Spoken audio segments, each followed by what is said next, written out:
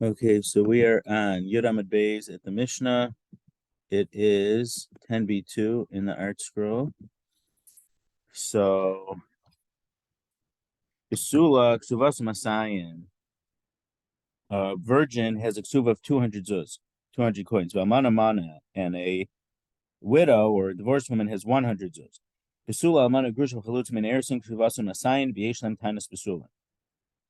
So, a virgin and also a widow or a divorcee or someone whose husband died and she had to do chalitza, meaning her brother-in-law didn't do yibum, from erison, meaning they had gotten the man gave her a ring, but then he died before ksuva, before the chuppah, especially at those times. But that'll play a role in what the Gemara says in those times that the chuppah was about a year after the engagement, the erison.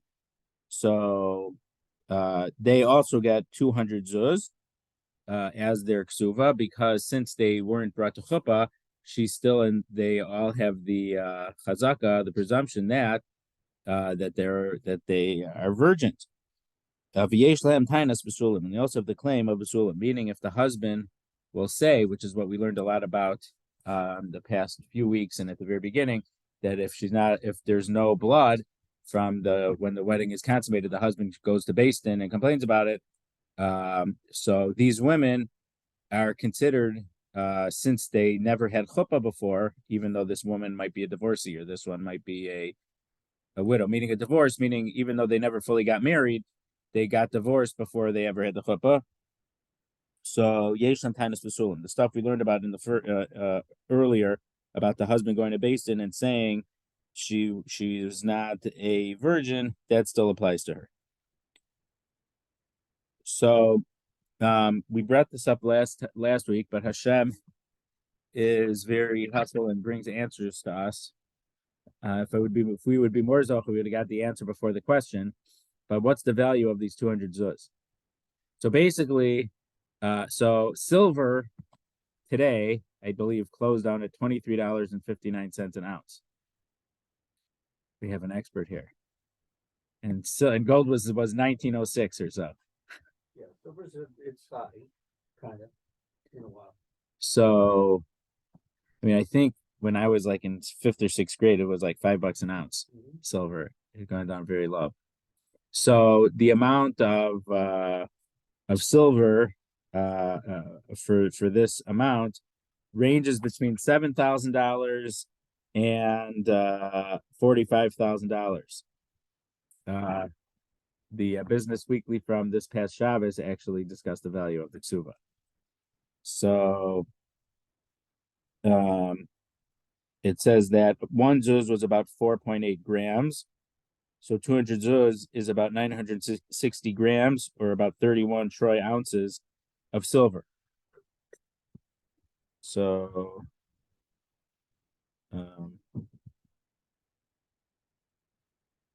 at what was it, 25.69? Did I say? No, 23.59. I think no, 24.59. I think was the price of silver. I think it's actually 23 and a half right now. It's 23.59. Yeah. So 23.59 times 31 troy ounces. Well, if it's only 31 troy ounces, that would be $731.29.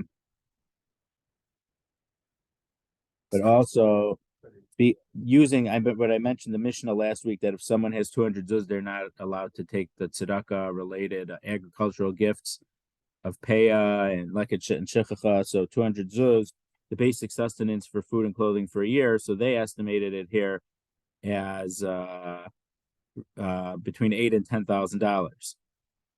But they said right at current silver prices, it's only about $750, which would be about a tenth of the value in Chazal's time.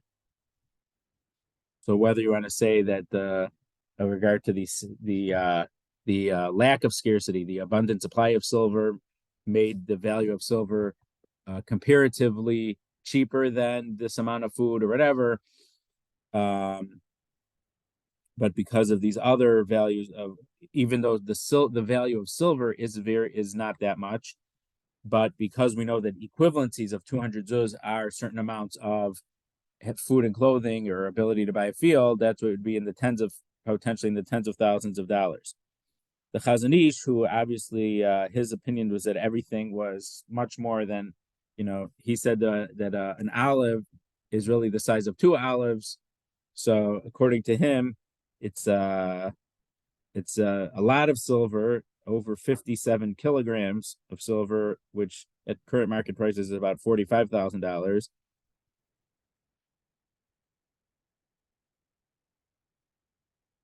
The Tzitz Eliezer, based on Reb Chaim Noah's shita. Reb Chaim Noah's shitas are much smaller than the Chazon Ish, but fit in very well with what archaeologists have found. He did this before the archaeologists. He didn't base it on that. He says it's so the way that because they're in Israel, they use kilograms. So they said it's about 3.9 kilograms of silver. So that's about $3,000. And Ramosha Feinstein says that I guess 200 zuz isn't that much. So he says the value of 50 pounds of silver, so it would be about $17,500. So those are some different opinions on the value of the 200 zuz. And obviously 100 zuz for a widow or a divorced woman would be half the amounts of those. But also, I guess we should say that I guess in Israel it works a little bit differently than here. But here, when a get is given, well, the policy of Rabbi Schwartz was that Zichrono Livracha was not to, unless in unusual circumstances, was not to give a get until the legal divorce was finalized, and that all the monetary considerations had been decided in court. So when they came to the Beis Din, the woman they would ask the wife, "Have all monetary disputes been settled in the court case?" And she'd say yes. So then she'd say, "So now you waive your ksuva since the financial arrangements have been already agreed." And there was someone who wanted Rabbi Schwartz to mediate. I don't know, mediate maybe is not the right word, but or to arbitrate the terms of divorce. He said no, based on what Illinois law, which I don't know if it's changed since then. He said the court is not obligated for these matters to rely on this, so he would not get involved in that. Okay, so we have the Gemara here is very tangential here and not really halachic matters. My almana, where does the word almana for widow come from? Or what lesson does it give us? Amar Rav Chana Bagdasa, Rav Chana from Baghdad, said, I think we had him a few blot ago, almana al shem mana. She's a almana because of the mana, the 100 zuz that she receives in her ksuva. So mana, obviously the aleph lamed first and then mana. Or even al shem, even though the word al is with an ayin, be on behalf of or whatever, but almana, the way we spell, is with an aleph, but it's also a similar sounding name. So whether it's actually a contraction of al shem mana or slightly different, that's a hint for why an almana is called an almana. Almana mina iris in my iklamemar. But how would you explain this for the second clause of our Mishnah? The second clause of our Mishnah said that if a woman was widowed or divorced after only the kedushin stage when she got the ring, but before the chuppah, how come she's called almana if she gets 200 zuz as her ksuva? So the Gemara says, "Aidi daha kari le almana, hanami kari le almana." Since a widow, in most situations after a chuppah took place, gets the 100 zuz, she's also called an almana, even though she's not a woman who receives 100 zuz in her ksuva. She gets 200 since she was widowed before the chuppah took place. Almana diksiva b'raisa ma'ikla meimar. So then how could you explain the significance of the word almana in the Torah? Because let's say in Parshas Amor, when it talks about who a Kohen is allowed to or not allowed to marry, a Kohen's allowed to marry an almana, but a Kohen Gadol is not allowed to marry an almana. He has to marry someone who was never before married and a basula. So how could we explain the use of the word in the Torah almana, if in the time of the Torah, these amounts for ksuva had not yet been set. So the Gemara answers that Sida Rabbanan Damaskin Lema, no. So she's called an almana because she was a person who eventually the Rabbanan were going to decree or decide that she receives a ksuva of 100 zuz. And again, the quantity of 100 zuz is called a mana. Umiksi karaksiv la'asid, but is a pasuk written based on something that's going to happen in the future? So the Gemara says so one of the rivers that came out of Gan Eden in Parshas Bereishis, the third river is called Chidekel, and that comes for the east side of Ashur. And Ashur is Assyria. V'tana Rav Yosef, and Rav Yosef says, Ashur zu Saleka. Ashur, what we call Ashur in Assyria. We had it in the Haftorah this past Shabbos in Parsha Shemos. We had a famous pasuk. We say it in Musaf and Rosh Hashanah also. It's from last week's Haftorah in Yirmiyah. It was in Yirmiyah? Ashur. So it's Saleka.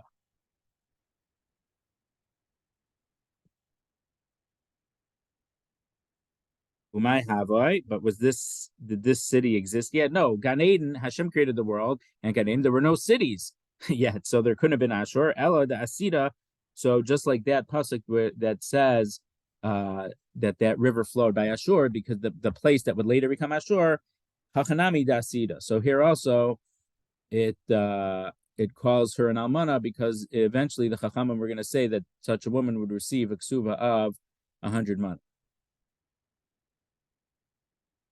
So now this is where the tangent takes place. So I'm Rav Chana Bagdasha, the same Rav Chana from Baghdad said, "Umatar mashke marava mizaba," that rain waters, and it also how does he say, saturates and also fertilizes uma'adein, and it makes it shiny or pleasant umamshech, and it promotes a continuous growth. So whether this is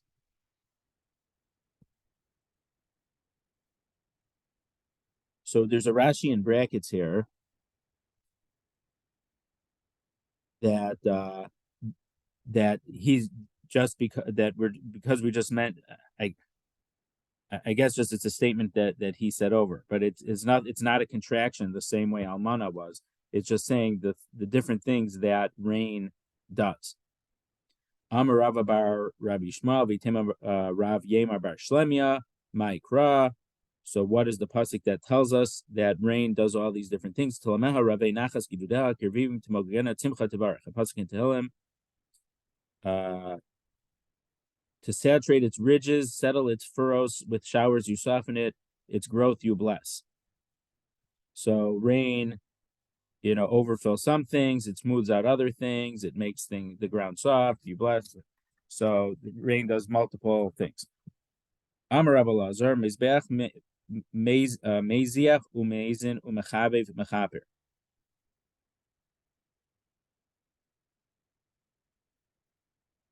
The Mizbeach, it gets us it undoes. I don't know about undoing. I don't know a good way to translate it. Aristotle says it dislodges, but meziach is to kind of undo averos. Not that they were never done, but it's not the word for kapara, for atonement. Umezin, and it gives us food or substance. Mechabev, it makes us dear to Hashem, or it's dear to Hashem, and mechaper, and it atones. So mechaper is different than meziach. So to me, it sounds like that these different words, meziach, mezin, mechaber, mechaper, are kind of all found in the word mizbeach.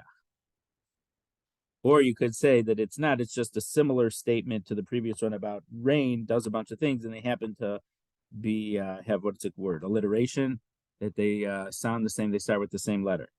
So the Gemara asks, Hainu mechaper, Hainu meziach. How come it lists kapara to get atonement and meziach, which is a different form of atonement, they're the same thing. So why are they listed differently? So meziach gezeros mechaper avonos. So it undoes bad decrees and it also atones for sins. So meziach isn't for sins, but it's to undo other bad things that might happen to us. Now, just in regard to mason, it's certainly the purpose of the mizbeach is certainly not to feed Hashem. Some people say that the amount of there's a measures that when Hashem split the water from the dry land, so the water was upset and saying, "I'm never going to be brought in the mizbeach." So it's not fair that I can't be that the water we can't be used in the service of Hashem. So the Medrash says so. That's why on Sukkot there's nisuch hamayim instead of just pouring wine in the mizbeach, they also pour water. But also they say from the fact that on the salt on the korbanos they had to put salt, and salt comes from the ocean water or the sea water that you dry it out and because it's salt water, that's where salt comes from. So that's a connection from water to the mizbeach. So some say that the amount of salt that was put on the meat shows that it would have been inedible based on how salty it would have been. I don't know about that, but I've heard such a thing. So, but the mason, you could say, does Rashi say it here? I don't think so, but you could say that the Kohanim eat from the korbanos. I mean, obviously, people, depending on what korban you give, some of the korbanos, the person who brings it gets to eat from it, but also Kohanim certainly get to eat, and there's less Kohanim and more korbanos, so Kohanim probably had an important percentage of their diet come from korban at least from korban meat, at least the weeks that those Kohanim were serving the Beis Hamikdash. Also, about it being sustenance, the Ramah brings down that nowadays that we don't have a mizbeach to bring korbanos and to receive atonement from, our tables are in place of the mizbeach. He doesn't say our shulchan is in place of the shulchan of the Beis Hamikdash, it's in place of the mizbeach. So when you have poor people come to your table and eat from your table, that's similar to an act of bringing korban nowadays when we can't bring a korban. So by feeding others at your table, according to and I think we had a Gemara similar to that in Brachos. I don't remember offhand where it is, but certainly the Ramah mentions it. The Amar Rav Chanan bar Dasa. Now Rav Chanan bar Dasa, we have another statement from him. So again, I've mentioned before that it seems sometimes when we bring up a certain Amora who we don't have statements so often, it could be that in the Beis Medrash that day, one of his students or someone who had heard from someone who had heard would mention all these teachings that he had said in the Beis Medrash one day. So because that was the way it was brought in the Beis Medrash of the time of the Gemara, so the Gemara includes the statements even though they're not all related to our topic. Tamri mashchan misaban, dates warm the body and they make you full. Mishalshlan ma'ashron, they give you a lot of they make you go to the bathroom a lot in a good way, and they provide energy. But they don't make you spoiled for them. If you eat certain good things, sometimes you then are kind of become a picky eater or whatever. And but they don't make you get picky. So obviously, basically saying it makes you fall. There is an opinion we learned in the sixth parak of Brachos that you could make a mizonos on dates because they were something that filled people up. So they were mazon. They made you full, like the word mazon. We don't pass in that way, but there is such an opinion. Amar Rav said. Now again, none of these properties of dates come from the word tamri. So this just has to be that a bunch of quick words that talk about a certain word. So a tamri, dates have these properties. Meshachnon, mesaban, meshalshalan, ma'ashron, v'lo mefanka. It also kind of rhymes and has a certain rhythm to it. Amar Rav says, achatmarim al yorav. If you ate dates, you're not allowed to paskin. So there's a halacha that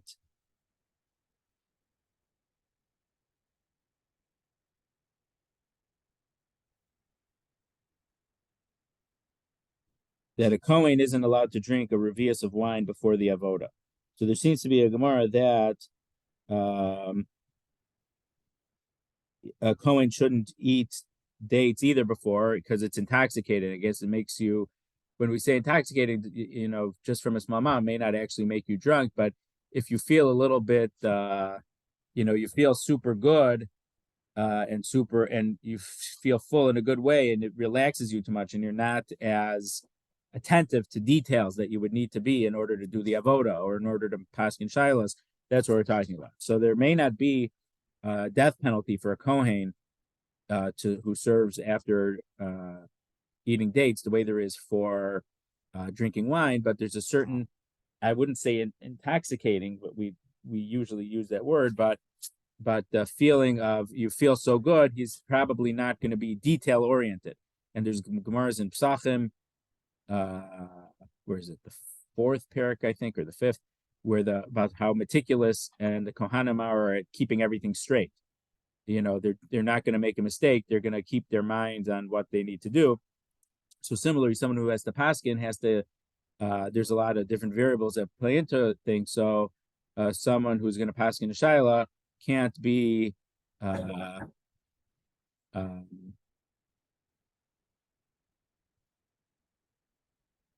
in a state of mind where it won't be able to think of all the details through. So not just the idea of so sometimes you might need to say, you might have something. So let's say, I think we mentioned this a few weeks ago, that we don't do Gittin on Shabbos because you're worried about Shabbos. You can't have the proper concentration on the get because you're still thinking of, Shabbos is coming. I mean, obviously, Gittin, we only do it in the daytime anyway, but with Erev Shabbos, we don't do anything that would take your mind off of the concentration needed. So I'm just saying that someone who paskins, it's not, doesn't fall under this category literally, but for the same reason, if you're not able to think clearly and remember detail or recall details and that you would have to think, then you should someone shouldn't paskin when they're in that state of mind. You have to be in a state of mind where you're able to think of anything you need to think of. But they say in the name of the Meshachach Mother or Sameach or Meir Simcha of Devinsk, he said 3 things you have to be able to, a Rav needs to paskin immediately. If there's a mistake in the Torah during laning, what to do. Second thing was if there's a fire on Shabbos, I forgot what the third thing is. But those things, because it's so bang bang so quickly, you have to know in order what to do. So I mean, sometimes Baruch Hashem, we have we've been able to have for different reasons. We haven't been rotating our Torahs as much as we used to read a different one every year. But sometimes, depending on where the mistake happens, that I wasn't necessarily sure what to do, because according to some opinions, in the new Torah you should read 7 aliyahs. But depending on where the mistake was, if it's late enough in the parsha, you may not be able to stop 7 times. So it's different things, and that's why sometimes when hopefully it shouldn't happen, but when it happened in the past, depending on when in the Torah we had a mistake, we did different things for the remaining part of the Torah reading that day. Meisvei, so we asked this halacha that Rav said that if you ate dates, you're not allowed to paskin a shaila. Tamarim shachris va'arvis yafos. If you eat dates in the morning and the evening, that's very good for your health. But mincha raos, if you eat in the afternoon, it's not good. But tzaraim inkamosan. But around lunchtime, in the middle of the day, before the afternoon, there's nothing like them. It's very, very good. And they stop 3 things from happening. They stop from bad thoughts and from GI problems in your stomach tract, and also hemorrhoids. So here it says that bad thoughts or anxiety stop if you have it, if you eat dates. So that would seem that it should put you in a good state of mind to paskin. So mi amrina deloma aliu. So when he said that you paskin, did he say because it's bad to eat dates? No, he didn't say because they're bad. They are very good for you. Fishaita tarda. But for a small period of time, they make you distracted. Midi dehavia chamra, similar to wine. The amarmar, as we learned before, hashos revius al yorev. You drink a revius of wine, you're not allowed to paskin shaylos. David Mikowski, because I mentioned something with Rabbi Schwartz, David Mikowski used to say how in West Riders Park there was one rabbi who drank a lot on Purim, but Rabbi Schwartz didn't touch any wine, in case he needed to paskin a shayla. So he didn't drink on Purim, so in case something would come up, he would be able to paskin. The ibay sema lo kasha, or we can answer this kasha in a different way. Again, Rav says if you ate dates, you shouldn't paskin. But the other statement said that there's all these beneficial things for eating dates. So the difference is nama. If you eat them before bread, then you can't paskin. But if you ate the dates after you ate some bread, then they're very good for you. To Amar Abaye, because Abaye said, Amrli aim. So my mother said, so Abaye really was an orphan. His mother died in childbirth. So when he quotes his mother, he's quoting to the woman who raised him. Kamri makme nama, kinargile dikula. If you eat dates before you eat bread, it's like taking an axe to a palm tree, basar nama, but afterwards, ki avra dedasha. It's like a bar to a door. Now, in this say that it's a bar that makes a door stronger. So, meaning, if you have a big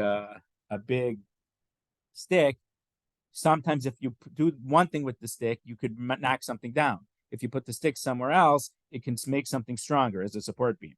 So that's what it's saying. Dates before you eat bread are not good for you, but after the bread, they are good for you. Dasha. So why is it? So we just had the word ki avra l'dasha. If you ate that, Abaye's, the woman who raised Abaye said that if you eat dates after after you ate bread, it's like making a door stronger. So the word dasha is door. So why is the word dasha called door? Amar Rava derech sham. Rava says there's a path there. So that would be definitely a contraction of those two words. Derech, a path. Sham, dasha. Darga, a ladder, has steps, and nowadays modern Hebrew dargos are steps. Amarava derech gag. It's the way to the roof.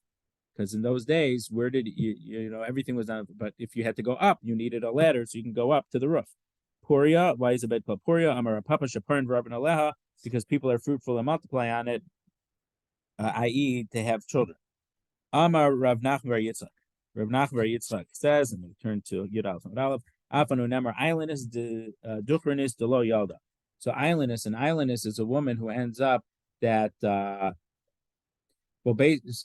from some things it's based on physical characteristics and sometimes it's not, but it's a woman who has a halachic status of someone who's never going to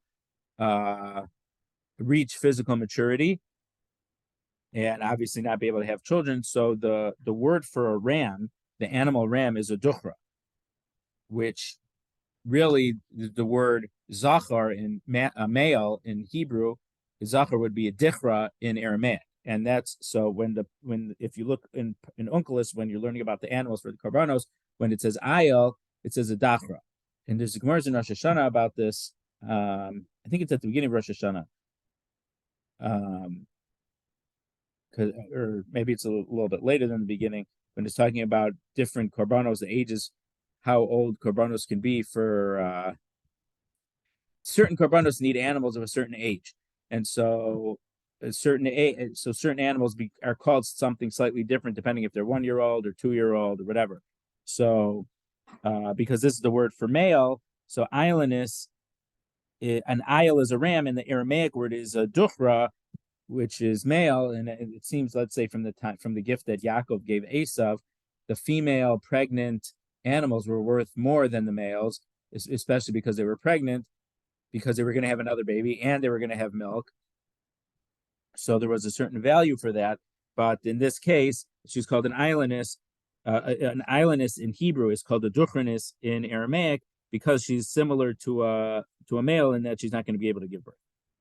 Okay, Mishnah, Yud Aleph Amud Aleph. This is a very, very big, important sugya, halacha l'maisa. It has nothing to do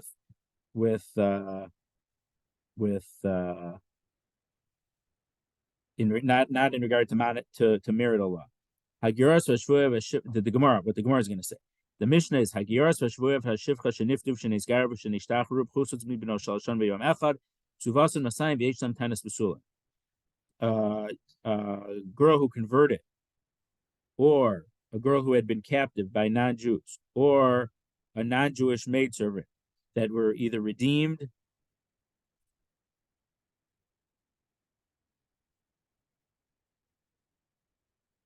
So these girls either they converted or were redeemed from their captivity, or redeemed from being a shifcha and set free. When they were less than 3 years old in one day, they have a ksuva of 200 zuz, like a virgin. V'yesh lahem tainas b'sulin. And if they get married later and they're not, the husband can go to Beis Din or needs to go to Beis Din if they do not show the blood of being a virgin. So this Gemara is teaching us is that, and it's from what we know in other places that, well, I think we're going to see it on the Gemara from the next Mishnah that's at the bottom of this Amud, is that the halacha is that even if the hymen of a girl less than 3 years old in one day would be broken, halachically the tissue is going to regrow when they're that young. So even if they're in a situation where they would have been raped, let's say, which being a captive or whatever, because these things happened before they were 3 years old and 3 years and 1 day old, we say that the besulim are chosros. That tissue will regenerate and grow, and she will have the reality and the halachic status of a virgin. Amar Rav Huna says, Ger Katan matbino so al das based in a ger who is a child, we can put them in the mikvah al das based in according to the knowledge of based in. So Rashi says, it's not the only opinion, but the main Rashi says if there is no father and the mother brings him to Beis Din, so who's the boss of the kid? So this happens to be a side tangent, a side point, but I forgot to look this up, is that this is what, 22 years ago, maybe it was, Elian Gonzalez was a kid who's I think his father was in Florida and his mother was in Cuba, and somehow they got him to Florida, and the mother, I think, wanted him back in Cuba.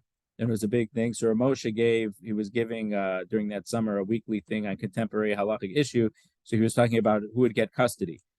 And once a kid is of school age, and according to most opinions, the best thing seems to be according to halachic opinions, is to be with the parent of the same gender.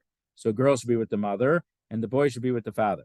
Except when a boy is too little, the boy should be with the mother until he gets old enough, then would go by the father. So, in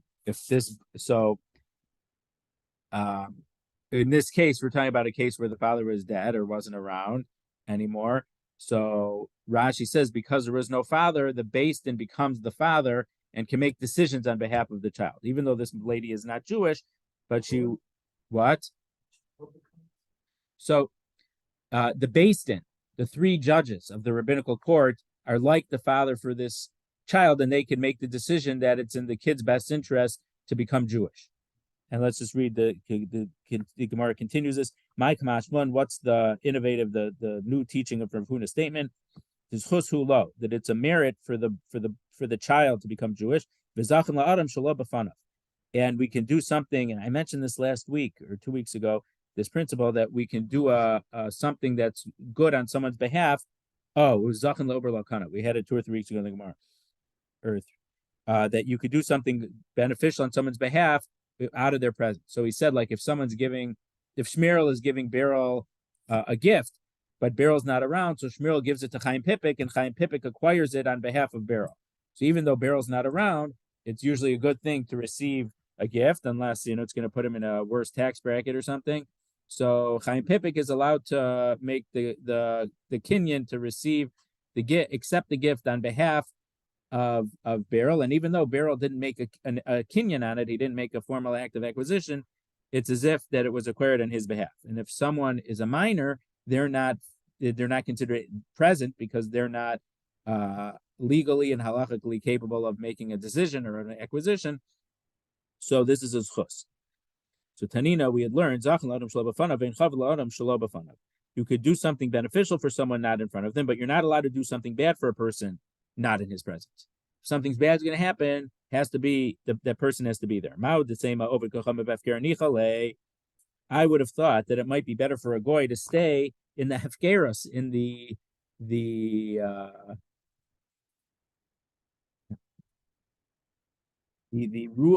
lack of rules, an unordered way. What do they say? Of life, because they could eat pretty much whatever they want, they can drink whatever they want, they could do whatever they want. But if they're Jews, they have a lot of rules, so it might be considered not beneficial for this kid to be Jewish. Kamash Malan, this is teaching us the Hani Mili Gadol the Tam Isura.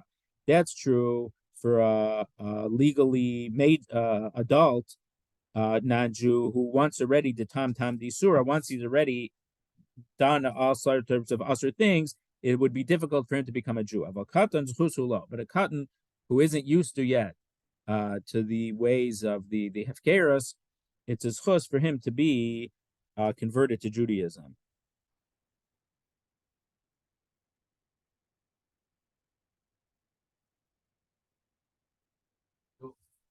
Yeah. No, not Jewish. The parents decide. The parents say, Jewish schools are really good. I want my kid to get a good education, so I want my kid to be Jewish. Okay, but he needs to be converted after bar mitzvah. No, that's not true. So that's what this Gemara is saying. This Gemara is saying, and this is the way we paskin, that if the parent could give the kid, well, according to Rashi, the mother gives the kid over to the Beis Din, and the kid becomes fully Jewish still as a kid. We'll read to the end of the Gemara. There's details we're going to mention, but the kid will be fully Jewish from this time of the, obviously if it's a boy, it needs a bris milah also, and we would do a bris in front of a Beis Din.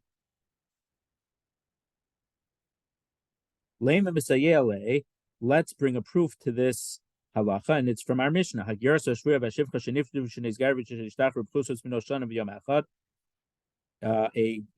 our Mishnah, one of the things that it mentioned was a girl who converted when she was less than 3 years old in one day. How else could she have converted if not based on this halacha? That the mother brought her to Beis Din, and the Beis Din converted her. So that meaning when you have an adult, the adult has to formally accept the mitzvos. But this kid is too young to accept the mitzvos.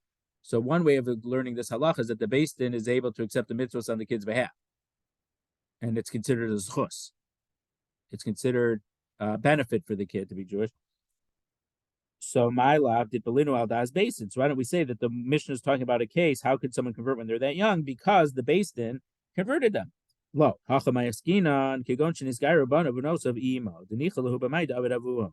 we could say there's a different case. Sometimes there's a case, and we had one more than 20 years ago. They were here because they're going to the CRC base, and the whole family was converting.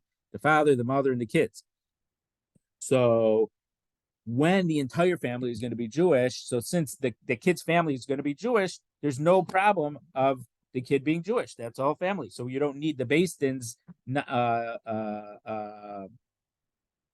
influence or to act as to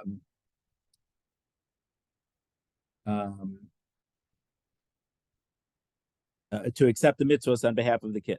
So in that case, you don't need das Beis Din. I personally know people, know family. Yeah. They were converted, both of them. Yeah. And their son, who was by that time, like probably, I don't know how many years old, he had to confirm the conversion. We're going to talk about that later. We're going to talk about that later. We'll talk about that. Okay.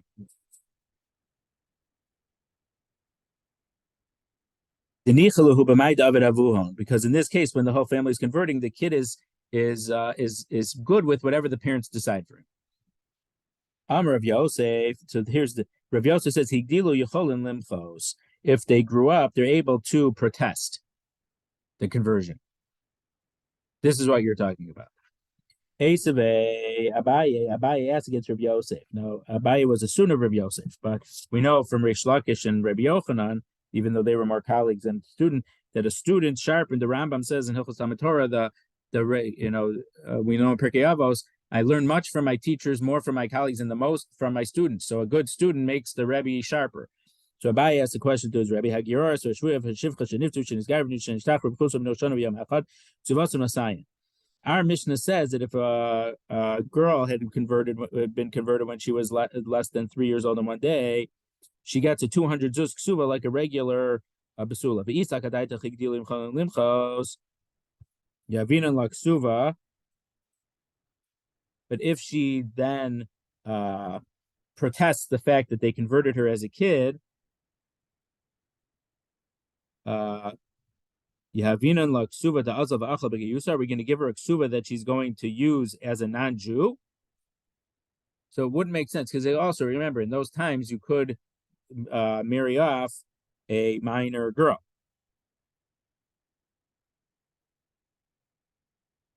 So how could you marry her off if she can, revert back to her state of not being Jewish?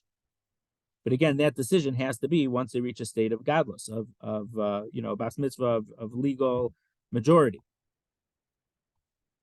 So the Gemara says, "L'chi gadla." So we'll only give her the ksuva once she becomes an adult. But the Gemara says, but what if she protests the fact of her conversion as a kid after she became an adult? So the Gemara says, once she reached the age of bas mitzvah and didn't protest, then you're not able to protest. So Rishonim have at least two main ways over here. One is that if they were not keeping mitzvos still before their bar mitzvah or bas mitzvah and continued not doing mitzvos when they reached their bar mitzvah or bas mitzvah, that's a form of protest. That's one answer. Then the Tosfos Yeshanim gives us a strange answer and says that in this context, Higdilu means they reach the age of punishment, which seems to be the age of 20. So it's true, Basin can kill people once they reach bar mitzvah age, or maybe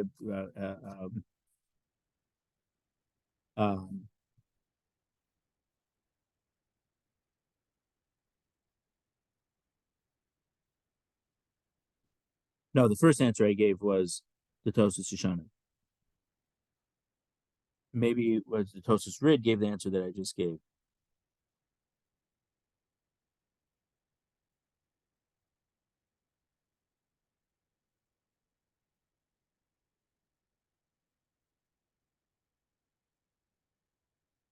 I saw someone mention that it was, which is very unusual, the age of punishment, which is punishment for from heavenly punishment. So it's very unusual opinion to say such a thing.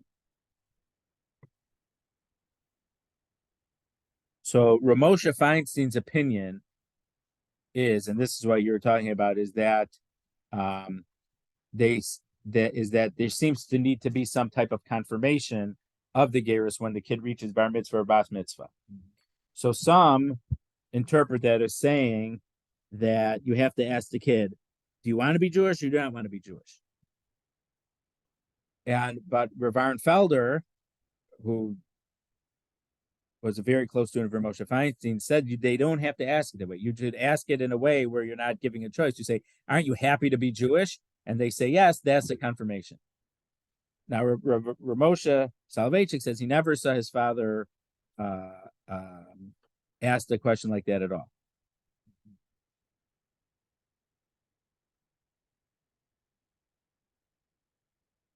Masav Rava. Rava asked a question. This is from a later chapter in Kesuvos. Elu narashesh lahem knas. So certain women, if they were raped, so the rapist has to pay a fine, not as punishment. There's sometimes knas. Usually the halachic word of knas, which we translate as fine, is a punishment over and above any damage caused.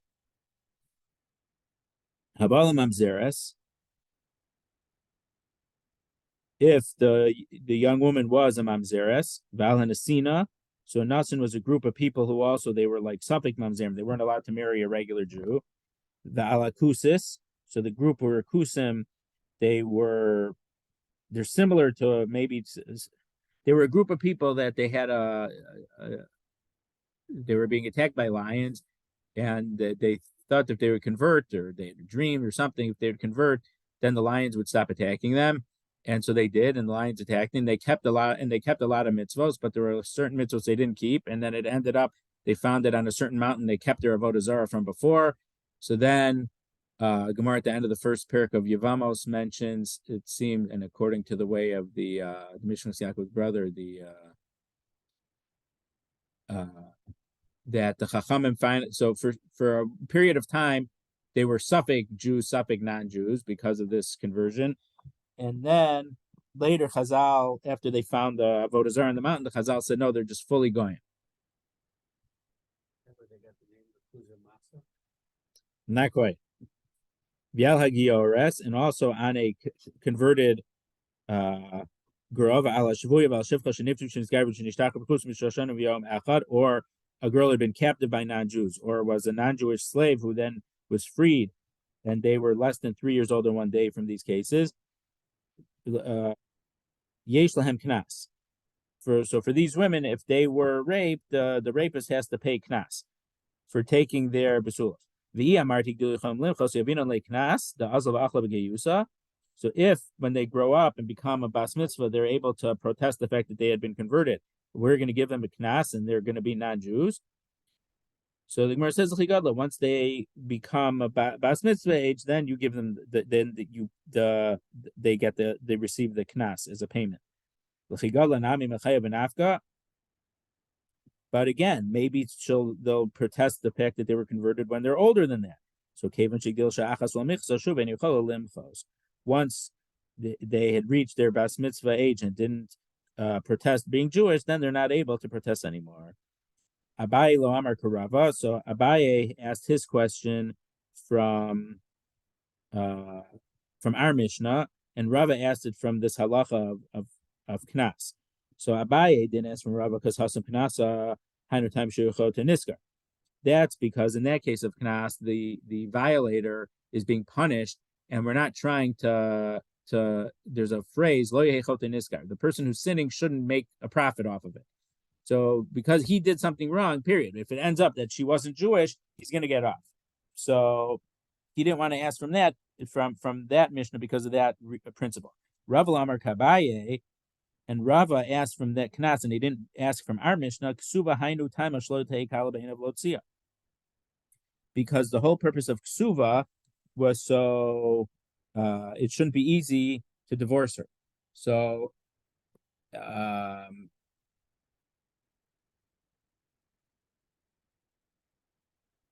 so if at this stage she didn't complain, so she about being Jewish, she would still deserve her Ksuva. If you would say that you couldn't get a ksuva, you're actually usurping the whole purpose of ksuva. You're making it easier for him to divorce. So in this case, we would have to Rava held in this case you would have to hold her to the higher level of ksuva because the whole ksuva is to protect her against being divorced. And if you would lower the amount, that would undo that protection. So there is okay. So based on this, the Rambam mentions this halacha when he talks about conversion. He also mentions in the laws of avadim, of slaves. So like if you go to war and you take captives, you're able to convert them. In that case, you don't need this halacha. According to the Rambam, if someone is under your control, you can forcibly convert them. So I think Reb Chaim says that there's two different levels of conversion. So that is there's a one of kibush, of conquest, but this of our Mishnah and the one that which is what the Rambam mentions in the laws in laws of Isurei Bia, which is where he talks about the regular laws of conversion. Of conversion. That's not conquest. That's voluntary. So what's interesting is that in this book, Community Covenant and Commitment, Select Letters from Rabbi Yashaber, the second letter talks about the fact that when they would have foundlings, meaning someone would abandon a baby, law aleinu, so they would give it to the Catholics to raise. So the question was asked of Yeshabir, should Jewish agencies say we're one of the religions in New York City and we should get a percentage of the babies that are found? I mean, it's possible that some of them are Jewish to begin with, and also, obviously we don't know who's who, but you should give a certain percentage to Jews.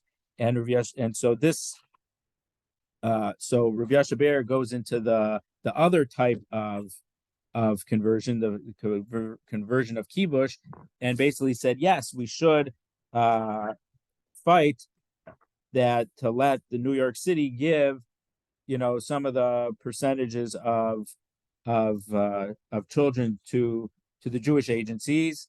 When I say, I don't mean the Jewish agency, but organizations, and we can convert them based on this halacha with Aldas based in, and raise them as fully Jews, and they will be fully Jewish. Another contemporary issue, so that was already from, what was that dated, in the 50s?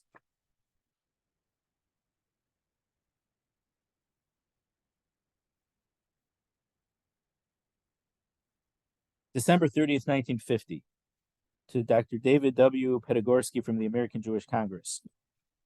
So another thing that came up, and there's Chuvas Ramosha about this, is that, let's say, in that case, it wasn't day schools in big cities, but that comes up also. But it would be day schools in places that didn't have as big concentration of Jewish populations, but they had a Jewish school. What would happen if the kids wouldn't be Jewish?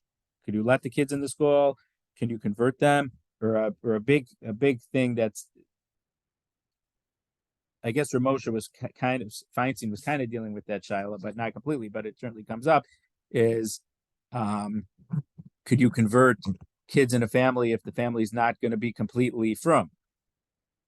Let's say they're going to be from, but they live out in the boondocks and they would drive to Shul on Shabbos. So it's a big problem.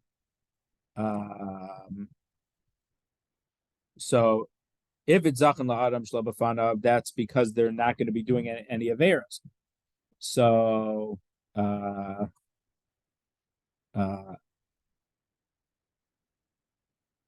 Feinstein in the Tshuva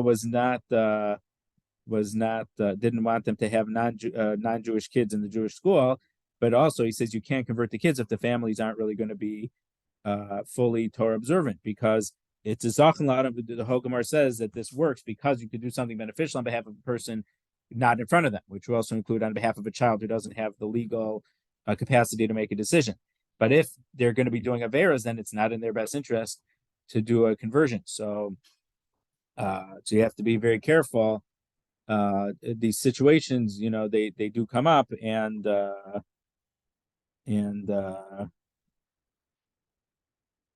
sometimes there's problems. I mean, a different type of problem, but it's not related to a gerus. Let's say that a Jewish woman was married to a non-Jewish man, and the kids are Jewish, but in regard to the custody and shared weekends, it's a very, very difficult, complicated shayla to deal with, and it comes up.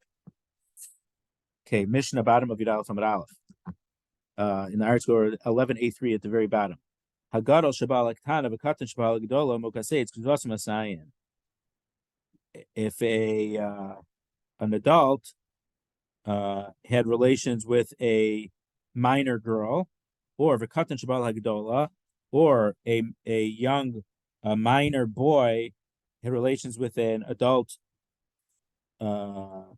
female, or in this case, so a minor kid means the boy was younger than 9 years old in one day. We'll see in the Gemara why.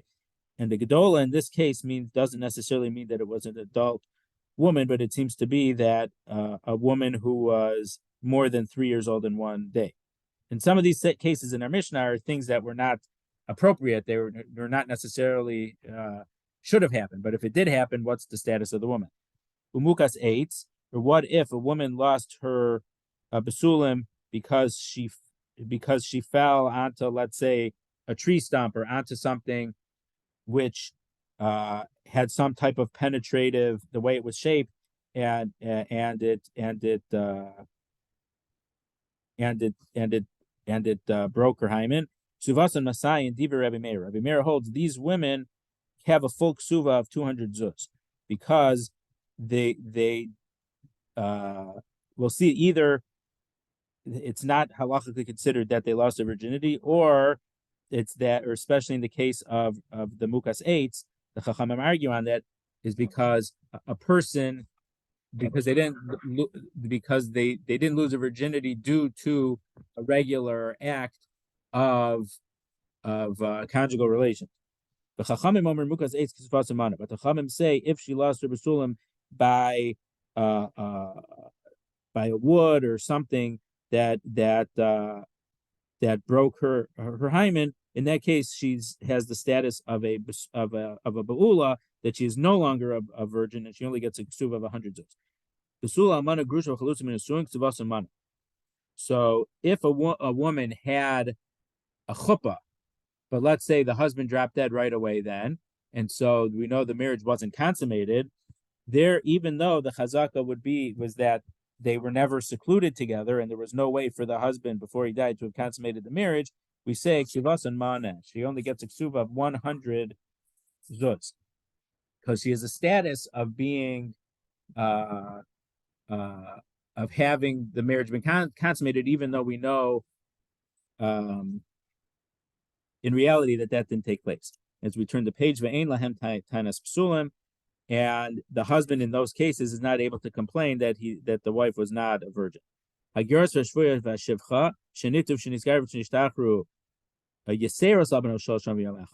So a girl who converted above the age of 3 years old in one day, or a girl who was captured or was a non-Jewish slave and then freed, but they were more than 3 years old in one day when they had that status. Ksuvas amana, they only receive a ksuva of 100 zuz, as if they were a widow or a divorcee, because they're in a presumed group that they are not virgins anymore. The ein lahem tainas, though not necessarily, it has nothing to do with that, with by their decision or not. Just they're in a status that they're assumed not to be absula. The ein lahem tainas basulim, and the husband, when they would get married, is not allowed to claim that they were not a virgin if the husband thought that she was not a virgin. Okay.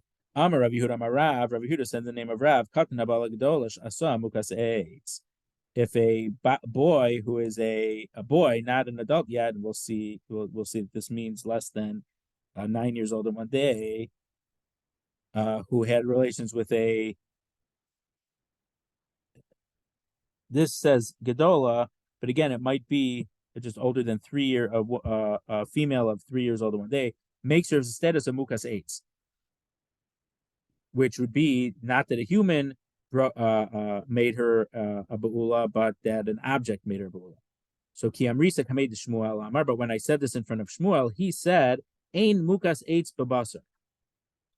You can't have the status of mukas eitz if there was flesh, meaning eitz is an object, and basar is flesh of a human. From an animal, from a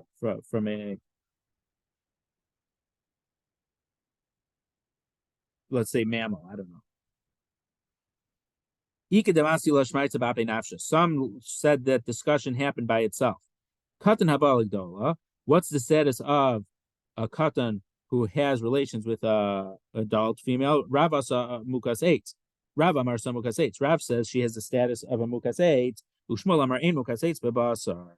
And Shmuel says there's no mukas eitz if it was done through flesh, even if the boy is not old enough to halachically have relations with a woman, but she cannot have the status of mukas eitz. Master Rav Oshia asked from our Mishnah, Gadol Shabal Katan of Katan Habal Gedola Umukas eitz Kesuvos Masayin Divrei Meir V'Chachamim Omer Mukas eitz Kesuvos and Mana. So 3 cases in our Mishnah. One is if it was an adult male on a minor girl, or a young boy on an adult girl, female, or a mukas eitz, the Kesuvos 200 according to our Meir, and the Chachamim say mukas eitz is only 100. So from the fact that mukas eitz is listed as a separate category from Katan Habal Gedola shows that it's different. So how could Rav say that she is the same status of mukas eitz? They're obviously different if whether because according to Rabbi Meir, they have the same status. Chachamim hold they have a different status. So it's they're clearly different situations. So Rava says Hachi Kamar. This is what the Mishnah said. Gadol haba tanav lo klum. If an adult male has relations with a female, a minor, it's nothing. So she's still the pachos mikan benos and etzba ba'ayin dummy, because when she's that young, it's as if you stick your finger in an eye, meaning the eye is okay and the finger's okay, so she's going to remain a basula. A young boy who had relations with a adult woman, she becomes a mukas eitz. Umukas eitz gufa plukta der Meir of Rabbi Meir of Rabbanan. But the halacha of mukas eitz is a machlokas between Rabbi Meir and Rabbanan. So it's not. He's saying it's not a separate status. He reads the Mishnah that it's one status, but the status of mukas eitz is a machlokas between the Rabbi Meir and the Chachamim. Amar Rabbi Meir, Amar Rabbi Bar Chama, machlokas shehikir ba. Rabbi Meir medami lila bogeres, Rabban medami lila beula. The machlokas between Rabbi Meir and Chachamim in our Mishnah is if the chassan realized, I don't know how he would have realized at the time of the wedding that she had been injured, that she lost her basulim based on an injury, not based on a sex act. Rabbi Meir medami lila bogeres. Rabbi Meir considers this to being a bogeres. So bogeres. So for girls, halacha has three statuses. There's a three age categories. There's a katana, a minor, then a nara. A nara would show certain signs of physical maturity, and then 6 months later she'd be a bogeres.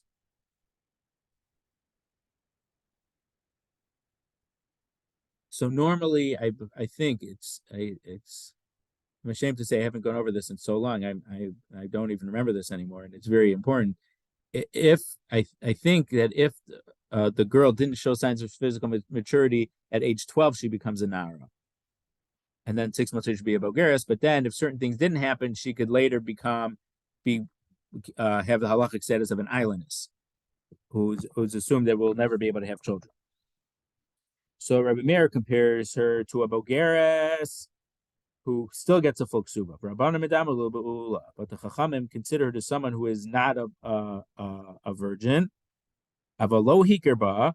But if the husband did not know at the time of the marriage that she was a mukas eitz, divrei hakol v'lo klum. Everyone agrees that she doesn't get a ksuva at all. Meaning that he maybe he wouldn't have married her had he known the truth. So if she would have been honest, if she would have been forthcoming, or the family would have been forthcoming, he would have been okay with it. But from the fact that he didn't know about it, so then it would perhaps be a mekachtos. He wouldn't have done the acquisition to marry her had he known. Rabbi Meir, so why, according to this, would Rabbi Meir compare a mukas eitz to a young woman older than 12 and a half years old? Why wouldn't he consider her to someone who had previously had relations with someone? So the Gemara answers, "Be'ula isabed b'ma'isa b'dei adam, but halo isabed b'ma'isa b'dei adam." The difference is that a be'ula became a be'ula. She lost her virginity based on a person doing something to her. And this girl, no person did anything to her. It was a piece of wood or something like that, or a piece of stone, or stone. She was in a cave or mountain climbing, and got injured that way. So also, I think it's important to understand what's going on here. We saw earlier, maybe on Daf Daled or Hey, that there was a machlokas Beis Shammai Beis Hillel about what's the status of meaning nowadays, immediately after the marriage is consummated, we consider the blood. So midiraisa, the blood, the dam basulim, the virginal blood, was not tame, because we know that because only blood that comes from the uterus is nida blood, And this blood, we know, didn't come from the uterus. It came from tissue inside the vaginal canal, and it didn't come from the uterus. So midiraisa, wouldn't cause her to be a nida. So we saw earlier that there is a machlokas Beis Shammai Beis Hillel of how many nights. So if she would continue to see blood, could we assume that it's just seeing blood from residual blood, or however you want to word it, from the basulim, and therefore she is not it's not dam basulim. So for whatever reason, the chachamim felt, and now again, nowadays any blood a woman sees, we always assume is dam nida. She needs to count and then go to the mikvah. But in those days, the Chazal felt that if it was a basula, if it was a bogeres, a girl who was above 12 and a half years old, she wasn't going to have any dam basulim anymore. I guess they considered that it would have dried up or whatever. I don't remember the exact detail. So in that case, they felt that there was no dam basulim. So Rabbi Meir, with that background, Rabbi Meir's comparison is not as crazy as it sounded as at first blush.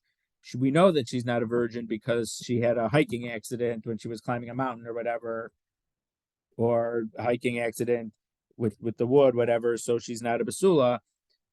So just like a bogeres, according to Chazal, a 12-and-a-half-year-old girl or older who would get married for the first time wouldn't have virginal blood. This girl doesn't either. So that's why the Rabbi Meir compares her to that. Ava lo hikir ba l'divrako lo klumhu. But Rami Bar Chama says if the chassan was not aware of the fact that she was mukas eitz, according to Rabbi Meir and according to the chachamim, she would not receive any ksuba. Masav Rav Nachman asks, he omers mukas eitz ani v'hu omer lo ki drusas ish. The Mishnah says if she says that I am not a virgin because I was injured in the hiking accident, v'hu amar lo ki ela drusas ish. No, it was through a male penetrative act. Rabbi Gamliel, Rabbi Lezer, Omrim Nemanis. Rabbi Gamliel, Rabbi Lezer say she is believed, and that's why she doesn't have dam basulim, and she doesn't lose her ksuva. So it can't be divrei hakol. We know that there are Tanaim who say that she does have her ksuva in that case. So Elam Rava, so Rava would have to explain bein hikirba, bein shlo hikirba, whether he knew that she was mukas eitz or not. The Rabbi Meir Masayim, Rabbi Meir holds she gets 200 zuz ksuva, and the Rabbanan hikirba lo hikirba lo klum. According to the Rabbanan, if he was informed that she wasn't a basula because of her hiking accident, she would get a 100 zuz ksuva. But if he was not made aware of it at all, then she doesn't receive any ksuva because he wouldn't have married her. It's a mekach ta'os. Rava, but Rava later changed his mind and gave a different pshat, and he said that according to the chachamim, she would get 100 zuz. The Tanya, because we learned in a brayso, Ketzados Shemra. So Shemra is when the husband falsely said that his wife wasn't a virgin, but really she was. So Motzi Shemra is a very special halacha because he gets two punishments. He gets malkos, and he has to pay a fine. Normally, and that's actually we'll learn in the third chapter, there's a concept of you only get one punishment. But Motzi Shemra is unique that you get two punishments. You get malchus and you have to pay a fine. So Bala based in Va'amar Floni Lo Matzasil Habicha Besulim, and he said, Shmiral, your daughter was not a virgin. Im Yeshedim Shizin Tatachlav Yeshik Suvamana. If there's witnesses that she committed adultery after she received the erison from him, she has a suva of 100. So the Gemara says, Im Yeshedim Shizin Tatachlav Baskila. If there's witnesses that she was unfaithful to him, she gets a death penalty. What do you mean she gets to keep a ksuva? Hachikamar. This is what the brayso means, or what the text should have said. If there's witnesses that she was unfaithful after she received ksuva from the erison, the ring from him, she gets put to death. But if it was beforehand, before he gave her ksuva, before he gave her the ring, before erison, she has a ksuva of 100 mana. Va'amar of Chia bar Avin Amar of Sheshes, and about that brisa of Chia bar Avin in the name of Sheshes also Mersis teaches us kinsa b'chesed b'sul v'nitzis b'ula yesh ksuva mana. If he married her, assuming that she was a virgin and ended up that she was not, she still receives a ksuva of 100 zuz. So we're going to say, based on this brisa, eventually that Rava